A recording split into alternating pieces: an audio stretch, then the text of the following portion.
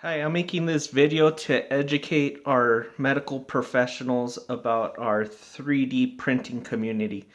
And a lot of medical professionals don't really know, or I haven't seen anyone working with the 3D printing community. We're a large community and we come up with stuff like this. This is a mask that somebody designed, and I didn't change the design, but what I did do is when you print, you're allowed to print in different materials. So this I printed in what they call PLA, and it's a great mask.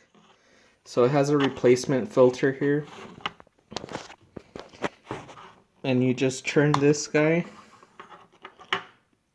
and you have a replacement filter pad here.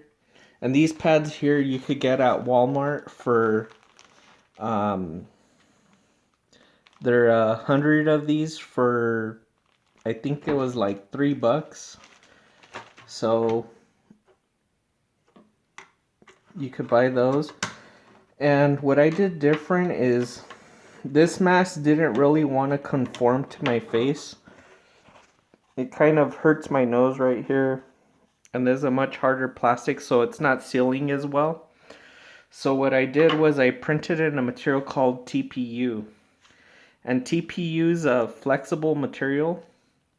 It's kind of like not really a rubber, but just like a real soft plastic.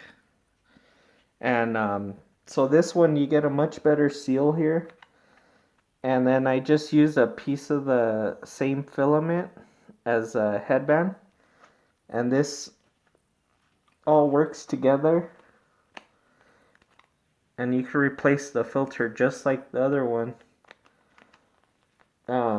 This piece I did leave in PLA because that could stay flat like that.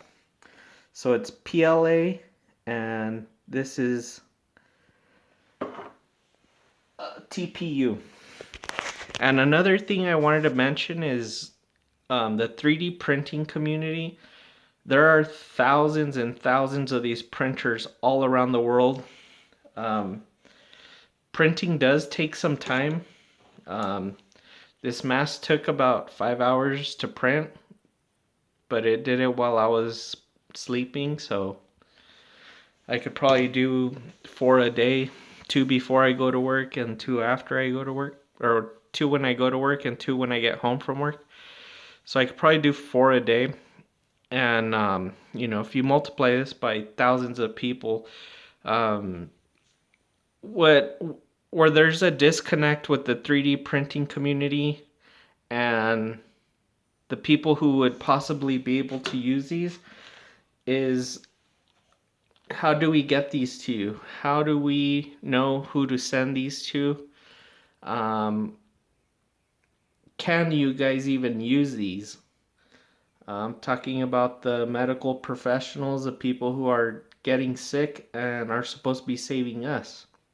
So anyway, most of us that do the 3D printing are engineers, and we can design and make changes to stuff like this and modify it so it works. We're a very fast acting community. We can design and come up with new ideas very fast versus large manufacturing companies could take weeks or months to do.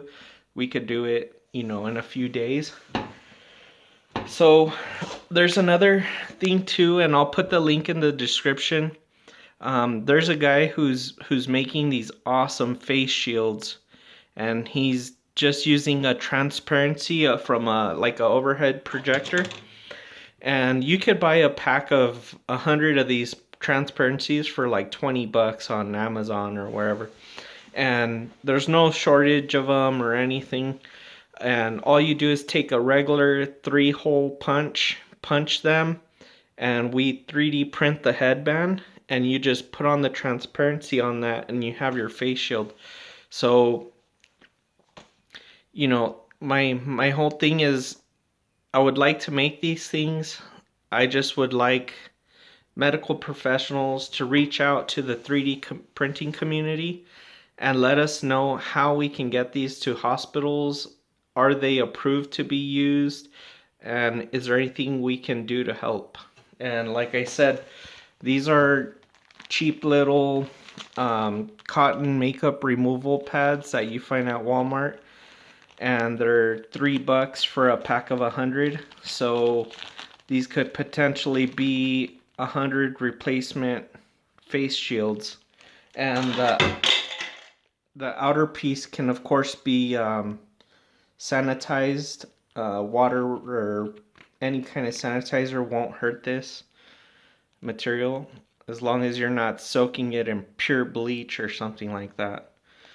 But it should be able to be sanitized and reused, and the filter, of course, you could put a new one on whenever you want. So I don't know how desperate we are for an alternative, but if this is something that can be used, please reach out and let us know how we can get these to you guys. Thanks. Bye.